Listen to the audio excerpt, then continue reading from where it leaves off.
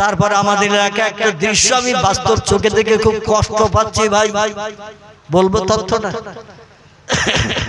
আমি অধম কষ্ট পাই। দৃশ্যটা হলো এই, কোন রকমে মুসল্লিরা 2 রাকাত ফরজ নামাজ আদায় হয়ে গেলে জুতা খোঁজাখুঁজির হিড়িক চলে। বাদাল জুমা নাই, আখেরের জোহর নাই, আমার ভাইরা নফল নাই, সুন্নত নাই, কিছুই নাই। 2 রাকাত ফরজ নামাজ হয়ে গেছে, চল গোটু হোম বাড়ি দিয়ে গরম গরম খাই।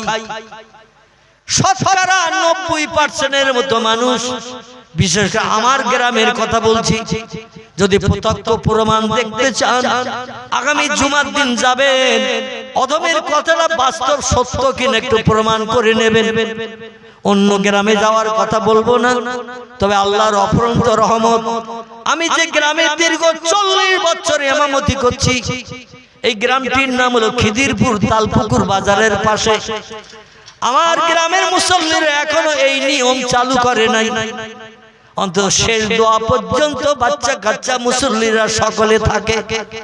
কারণ নবী হাদিস শরীফে জানিয়েছেন, জুমার দিন, শুক্রবারের দিন ইমাম মেহরাবে ঢোকা থেকে নিয়ে মেহরাব থেকে যত সময় বেরিয়ে না আসে, আল্লাহর রহমতের দরজা তত সময় খোলা থাকে।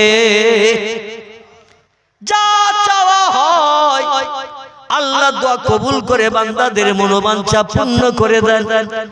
আমার মহল্লার মসজিদে ঘটনা এখনো ঘটে নাই, তবে দেখা দেখি 4 গায়ে গায়ে বাস, আগামীতে ঘটে যাবে কোনো সন্দেহ নাই। এখনো জোর জবরদস্তি করে রাখার চেষ্টা করেছি। তো আমার নিজের গ্রামের কথা বললাম, যদি সময় থাকে আগামী জুমার দিন যাবে, কোন রকমে ফরজ নামাজ 2 রাকাত হয়ে গেলে 5 ভাগের 4 ভাগ চলে যায়, 1 ভাগ ইমামের উদ্দেশ্যে মেহরাবের কাছে থাকে। চিল্লায়ে বলুন নাউজুবিল্লাহ, জোরে বলুন নাউজুবিল্লাহ। আমার ভাইরা, রেজাল্ট বলছে জুমার দিন আমি আর কি করব, দাদার সঙ্গে তো বাড়ি যাব, দাদার সঙ্গে এসেছি, তো এক কাজ করি, আজকের জুমার নামাজ হবে, বহু মানুষের সমাগম হবে মসজিদে, মসজিদের মেঝে বারান্দাটা একটু ভিজা কাপড় দিয়ে মুছে দেই। ভিজা কাপড় দিয়ে মুছে দিলে দেখবেন চকচকে গেলে, নতুন গেলে তৈরি হয় না। টালি দেওয়া মেঝে কিংবা নিট করা মেঝে রং চং দিয়ে যদি আপনি লালি করেন, মুছে যেই দেবেন ভিজে কাপড় দিয়ে, দেখবেন নতুন গেলে ফুটে ওঠে। রেজাল্ট বলে বহু মানুষ নামাজ পড়তে আসবে, পায়ের ধুলা মসজিদের মেঝেই লেগে আসে, কপালে সেজদা করলে কপালে ধুলা লেগে যাবে, নাক লাগালে নাকে লেগে যাবে, হাত দুটো দিয়ে সেজদায় গেলে হাতের তালুতে লেগে যাবে। ধুলাগুলো মুছে দিয়ে মুসল্লিদের একটু উপকার করি। এই মেঝে মোছামুছি করছেন রেজাল্ট, অন্য ব্যক্তিরা কোরআন তেলাওয়াত করছেন, জিকির আজকার করছেন, নবীর মহব্বতে দরুদ শরীফ পড়ছেন। আর যেই পনি 5টা বেজে গেছে, আল্লাহ বলে পানি এবার অ্যাকশন কর। কি কর? অ্যাকশন কর। এ সাগরের পানি, আমার বান্দাদের সঙ্গে একটু মুসাফা কর। মুসাফা বুঝেন তো? হাতে হাতে লাগিয়ে ইয়াগফিরুল্লাহু লানা ওয়া লাকুম ওয়া ইয়্যাকুম, আল্লাহ আপনার জীবনের গুনাহ মাফ করে বেগুনাহ বানান এবং আমাকেও আল্লাহ বেগুনাহ মাসুম বানান। দোয়াটার বাংলা অর্থ হলো এই কথাটা বলা ভালো না খারাপ, কিন্তু ভাই ভাই দ্বন্দ্ব, চাচা ভাই দ্বন্দ্ব, পাড়া প্রতিবেশী দ্বন্দ্ব, হাতে হাতও লাগাই না, মুসাফাও করি না, এ দোয়াটাও আমরা পড়ি না। চিল্লায়ে বলো নাউজুবিল্লাহ। এত জোরে 150 কিলোমিটার উপরে পানি ধেয়ে আসলো, কে কোথায় ভেসে গেল তার কোনো খেয়াল নাই। চাচা আপন পরাণ বাসা, কে কোন দিকে পানির স্রোতে তোড়ে ভেসে গেল। 150 কিলোমিটার বেগে পানি চলছে, শুধু শা শা শব্দ হচ্ছে। আমি গত কয়েকদিন আগে একটু আসামে গিয়েছিলাম। আমার ভাইরা, জেলাটির নাম হলো দরং জেলা। কি নাম বললাম? দরং জেলা। বলে হুজুর আমাদের বাড়িতে একটু সব রেশানি করে যেতে হবে সকালবেলা, ফ্লাইট আছে বেলা 3:30টায়। আবার লম্বা সময় আছে, গাড়িতে করে পৌঁছে দেবেন গৌহাটিতে। তো চলুন আপনার বাড়ি যাই। তো বাড়িতে নিয়ে যে দেখাচ্ছে, হুজুর দেওয়ালের দিকে তাকান, সানসেটের উপরে দেওয়াল দেখছেন কালো দাগ, ওই পর্যন্ত বন্যায় পানিতে সব ভরে গিয়েছিল। গরু ছাগল হাঁস মুরগি কে কোথায় মরে ভেসে গেছে। রাত 10:30টার সময় হঠাৎ শব্দ শুনছি, শা শা শা শা। শব্দ শুনতে শুনতে ঘর থেকে বেরিয়ে আসলাম, বিকট আওয়াজের শব্দ। ঘর থেকে বেরিয়ে আসতে আসতে দেখলাম ওই দরজার মাথার উপরে ওই দাগ পর্যন্ত পানি ভরা। কিছু সময় আগে কোনো পানির নাম নিশানা ছিল না, আর হঠাৎ করে দেখতে দেখতে ওই পর্যন্ত পানি। আমরা যারা সাঁতার জানতাম কোন রকমের ধরার মাধ্যম দিয়ে গাছের মাথায় ঠেলে উঠে এই যাত্রার মতো আল্লাহর রহম আমরা হায়াতে বেঁচে গেছি। কত মানুষ মারা গেছে, গবাদি পশু চতুষ্পদ জন্তু, হাঁস মুরগি ছাগল ভেড়া দুম্বা কত যে ভেসে চলে গেছে। পানিতে মুড়ি ফেলে দিলে যেমন দেখায়, ওই রকম গবাদি পশু মরে ভেসে যাচ্ছে মুড়ির মতো। আমাদের চোখের সামনে দাঁড়িয়ে দেখা ছাড়া কোনো উপায় ছিল না। আল্লাহ পারে না। ইন্দোনেশিয়ার মসজিদে নামাজ পড়তে গেছে, তারাও ভেসে গেছে। বাড়িতে শীতকালের সময় ছিল, তো ডিসেম্বর মাস, কম্বল মুড়ি দিয়ে অনেকে শুয়ে রয়েছে। 8:30টা না বাজলে অনেকের ঘুম ভাঙে না। আল্লাহ বললেন ওই কম্বল মুড়ি দিয়ে থাকা অবস্থায় কমপ্লিট হবে। আমার ভাইরা, এক মুহূর্তের ভিতরে 5-7 মিনিটের ভিতরে আল্লাহ পাক 4.5 লক্ষের উপরে মানুষ, সরকারি হিসাব, বেসরকারি হিসাবে আরো বেশি হবে না কম হবে। সরকার হিসাব সবসময় একটু কম দেয়, তার কারণ প্রত্যেকটি মরা মানুষের মাথা পিছু দিতে হবে 1 লাখ বা 2 লাখ। হিসাব বেশি দিলে সরকারের তহবিল খালি হবে না। যত হিসাব দেবে তত লোকের তো টাকা দিতে হবে। এই জন্য একটু মরার হিসাবটা সরকার, ট্রেন অ্যাক্সিডেন্ট হোক, বাস অ্যাক্সিডেন্ট হোক, এরোপ্লেন অ্যাক্সিডেন্ট হোক, একটু খবর কম দেয়। খবর দিল 4.5 লক্ষ, বাস্তবে কত মারা গেছেন আল্লাহই বেশি জানেন। ঠিক না ভুল? 8 দিনের মাথায় খবরের কাগজে ফটো দিয়ে দিল। বর্তমান আনন্দবাজার প্রতিদিন কাগজে সাংবাদিকরা হেডলাইনে লিখে দিয়েছে প্রথম পৃষ্ঠায়, রেজালের আল্লাহ রেজালকে বাঁচিয়েছে। অধিকাংশ সাংবাদিক হিন্দু, অধিকাংশ সাংবাদিক ভিন ধর্মাবলম্বী, বিধর্মী, কিন্তু তারা আল্লাহর নামটা খবরের কাগজের হেডলাইনে প্রথম পৃষ্ঠায় বড় বড় করে লিখতে ভোলে নাই। 8 দিনের মাথায় রেজাল হায়াতে বেঁচে গেল। জোরে বলুন একটু সুবহানাল্লাহ। কিভাবে বাঁচলো? পানির স্রোত তাকে মসজিদ থেকে বার করে নিয়ে সাগরে নিয়ে চলে গেছে। যেখানকার পানি সেখানে চলে গেছে। রেজালও ভাসতে ভাসতে চলে গেছে। মাঝে মাঝে তিনি চিত হয়ে কলা গাছের ভেলার মতো পানিতে ওইভাবে রয়েছে, আর পানির স্রোত তারে নিয়ে যাচ্ছে।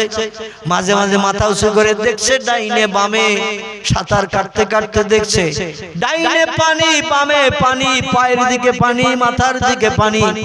কারণ সাগরের পানি কি পুকুরের মতো নাকি? শুধু পানি আর পানি। চলে যান বোম্বাইতে, আরব সাগরের কিনারায়, আমাদের ভারতের বোম্বাই। সামনের দিকে তাকিয়ে দেখবেন সূর্য উঠছে পানিতে, সূর্য ডুবছে পানিতে। আল্লাহ পাক 3000 কিলোমিটারের মতো রাস্তা আরব সাগরের আর পাড়ি শুধু পানিতে ভরে রেখেছেন।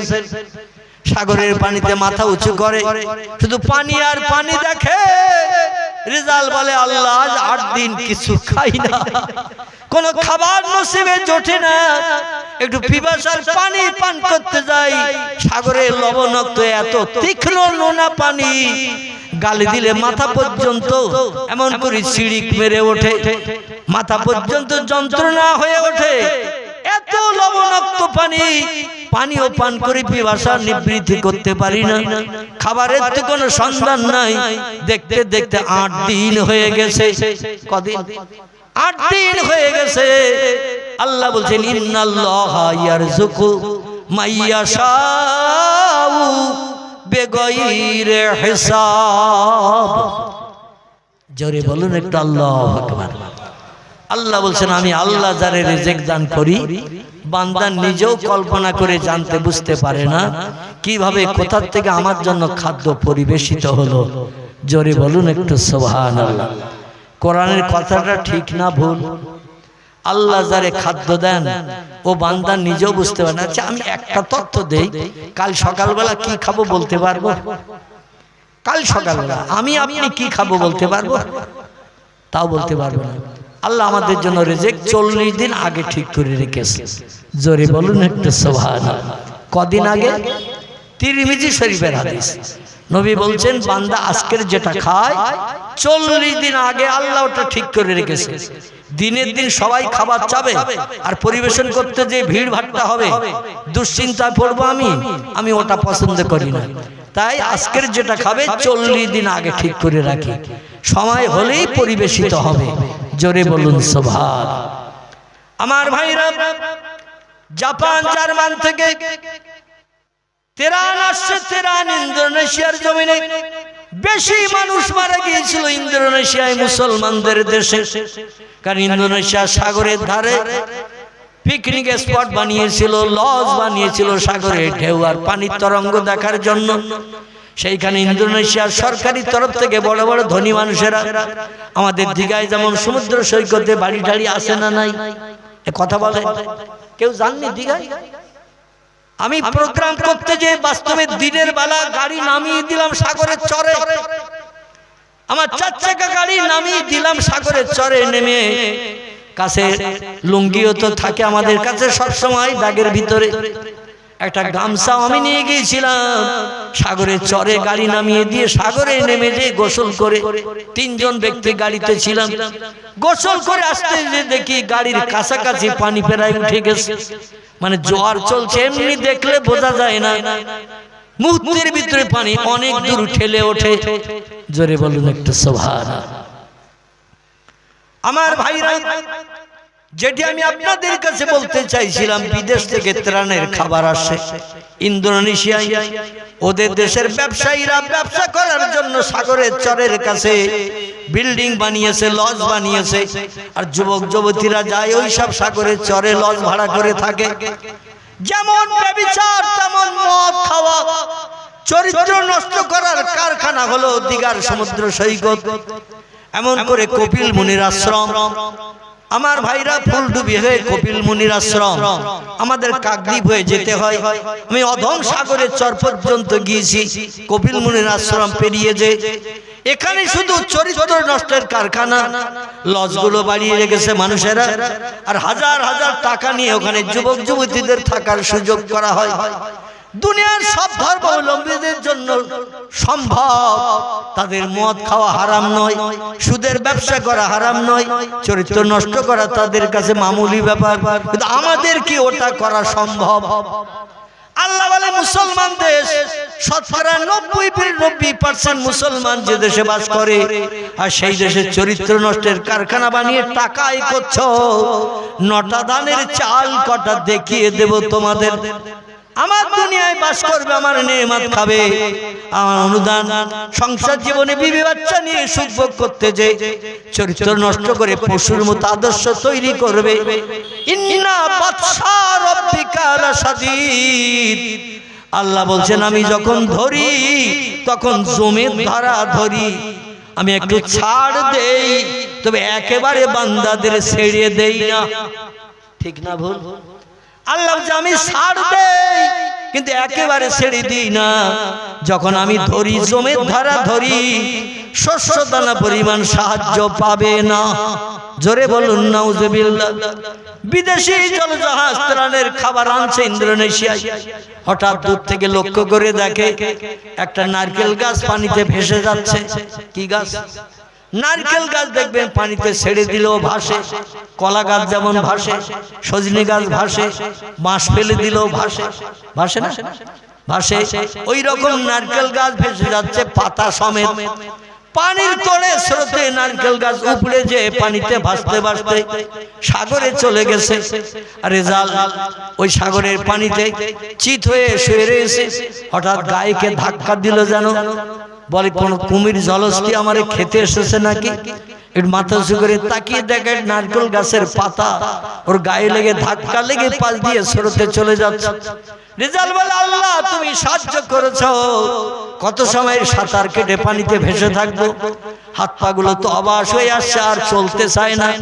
8 দিন হয়ে গেল, আল্লাহ আর কত সময় এইভাবে থাকবো। আল্লাহ বলে, সাহারা দিয়ে দিলাম, ধর।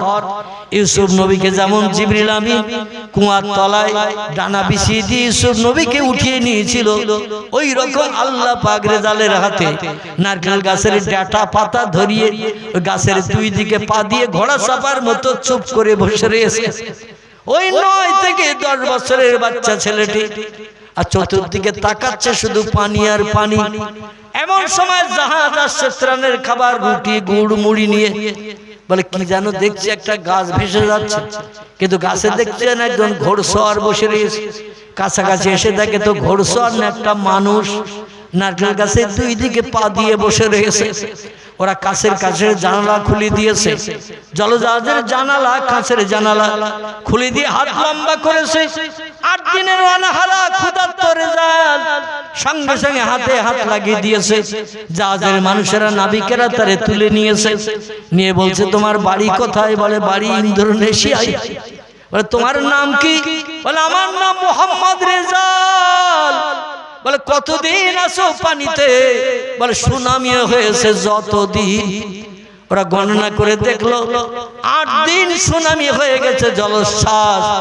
তারপরে আমি সাগরের পানিতে শুধু চিত হয়ে ভাসছিলাম, পানির স্রোত আমারে নিয়ে যাচ্ছিল। হঠাৎ এই গাছটা আমার গায়ে ধাক্কা মেরেছে স্রোতে যেতে। আমি তাই গাছটা গতকাল বিকাল বেলা পেয়েছি, সেখান থেকে এই গাছটা চেপে আসি আর শুধু সাগরের পানি দেখছি। ওরা বলে, ইন্দোনেশিয়ার বাচ্চা রেজাল, চিড়ে আছে, গুড় আছে, মুড়ি আছে, ত্রাণের খাবার আছে, 8 দিন তুই রোজায় আছিস? বলে, না।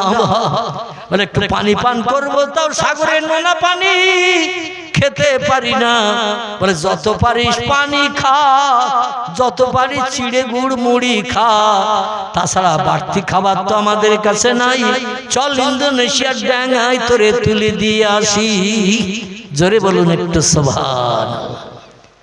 সাংবাদিকেরা ফটোগ্রাফ করে খবরের কাগজের প্রথম পৃষ্ঠায় হেডলাইনে লিখে দিল, রেজালের আল্লাহ রেজালকে বাঁচিয়েছে। জোরে বলুন একটু সুবহানাল্লাহ। তাহলে আল্লাহ পারে না? পারে না? এ বিজ্ঞান পারবে? দার্শনিক পারবে? ইঞ্জিনিয়ার পারবে? ডাক্তার পারবে? মাস্টার পারবে? আল্লাহ বলছেন, মরারে আমি জিন্দা করি, জিন্দারও আমি মারি। আমি আর লম্বা করব না, দেখতে দেখতে সময় আমার শেষ হয়ে গেছে। আগামীতে আল্লাহ যদি হায়াতে বাঁচিয়ে রাখেন, 4 চক্ষের মিলন ঘটান, তাহলে আরো কিছু মাবুদের শক্তি ক্ষমতা, তার জ্ঞান গরিমা সম্পর্কে তথ্য ইনশাআল্লাহ পরিবেশন করতে যাব। আমার কথার দ্বারা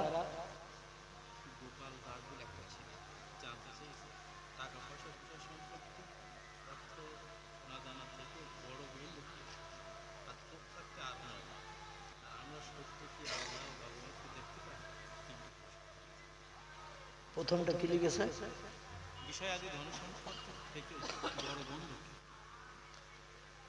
সময় সম্পত্তি বিষয় আদি অর্থ সম্পদের থেকে সব থেকে বড় বন্ধু আমার কাছে মুহাম্মাদুর রাসূলুল্লাহ। কারণ যেদিন কেউ কারো পাশে দাঁড়াবে না, ইয়াউমা ইয়াফিরুল মারউ মিন আখিহি ওয়া উম্মিহি ওয়া আবিহি ওয়া সাহিবাতিহি ওয়া বানিহি। বিপদের দিন যে পাশে দাঁড়ায় সেই হলো প্রকৃত বন্ধু। কিন্তু বিপদের দিন কেউ পাশে কারো দাঁড়াবে না, বাপ ছেলের হবে না, ছেলে বাপের হবে না, মা মেয়ের হবে না, মেয়ে মায়ের হবে না, ভাই বোনের হবে না, বোন ভাইয়ের হবে না। সেদিন একমাত্র বন্ধু হবেন মুহাম্মাদুর রাসূলুল্লাহ। তিনি বলছেন, লা ইয়াদখুলুল জান্নাহ, আমি অত সময় পর্যন্ত বেহেশতে ঢুকবো না, পৃথিবীতে আমার সঙ্গে যারা বন্ধুত্ব করলো তাকে জান্নাতে না ঢুকি আমি জান্নাতে ঢুকবো না। জোরে বলুন একটু সুবহানাল্লাহ। 2 নম্বর কি? চোখ থাকতে আর নয়, তথ্যটা ভালো পরিষ্কার হলো না।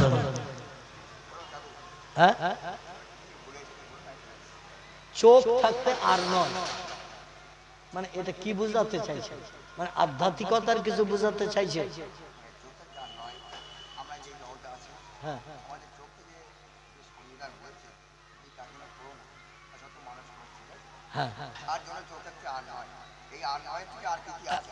বেশ বুঝতে পেরেছি। যে প্রশ্নটা করা হয়েছে চোখ থাকতে আর নয়, এই প্রশ্নের ভাবার্থ হলো এটাই, আল্লাহ চোখ দিয়েছেন, দুনিয়ার সবকিছু দেখতে পাচ্ছি, তবু স্রষ্টার হুকুমের খেলাপ করে হাজার হাজার অপকর্ম আমরা করছি। এই জন্য এখানে লেখক এই কথাটা বলতে চাচ্ছেন যে আমরা যা করেছি ভবিষ্যতে চোখ থাকতে এইরকম খারাপ কাজ আর যেন জীবনে না করি। সকলে বলুন আমিন, জোরে বলুন আমিন। তথ্যটা অত্যন্ত মূল্যবান তথ্য। আল্লাহ অন্ধ আমাদের করেনি, আমাদের ল্যাংড়া করেনি, কিন্তু আমরা দেখতে পেয়েও খারাপ কাজ কেন করব? এই জন্য আল্লাহ আমাদের সকলকে হেফাজত করুন।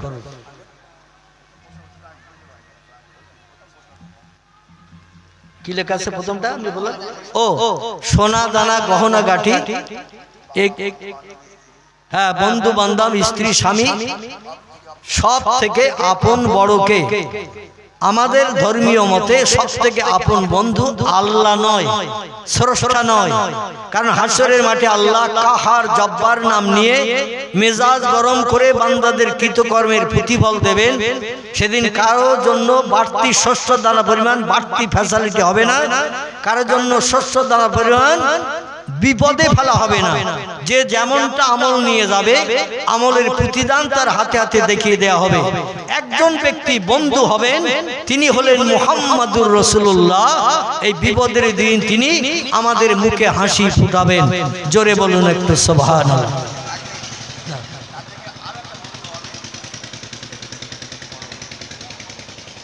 উনি বলছেন আমাদের কোরআন শরীফের ভিতরে এসেছে, মানে তথ্য এসেছে, যদিও তথ্য এসেছেন কলম আল্লাহ প্রথম বানিয়েছিলেন, কিন্তু মুফাসসিররা আবার লিখছেন কলম নয়, আউয়ালু মা খালাকাল্লাহু নূরি। এবং আরো তথ্য এসেছে লাউলাকা লামা খালাকতুল আফলাক। আল্লাহ পাকের পয়গম্বর বলছেন আল্লাহ যখন কিছুই বানাননি প্রথম বানিয়েছিলেন আমি মুহাম্মাদুর রাসূলুল্লাহকে।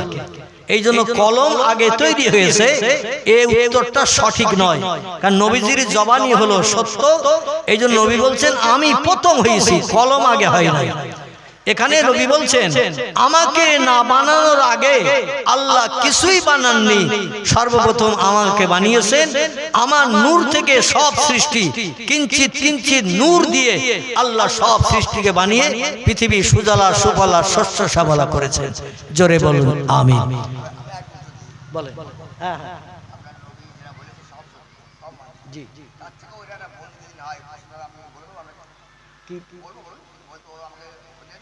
হ্যাঁ বলেন।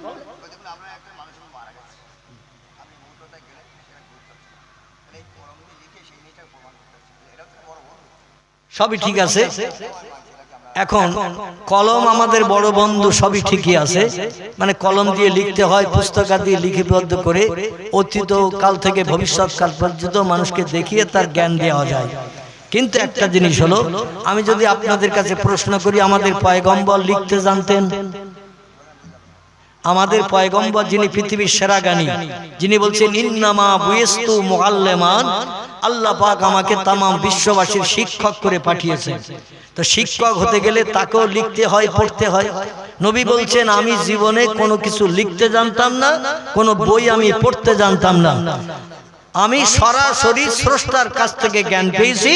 এই জন্য আমার লেখারও প্রয়োজন হয়নি, পড়ারও দরকার হয়নি। হ্যাঁ না, আমরা ইসলাম শরীয়তে অন্ধবিশ্বাস করি না। হ্যাঁ, আমরা বিশ্বাস করি কোরআন হাদিসের মাপকাঠিতে যে তথ্যগুলো আসবে ওগুলো আমরা বিশ্বাস করব, এটাই হলো আমাদের ঈমান। জোরে বলুন আমিন। আরেকটা কি আছে?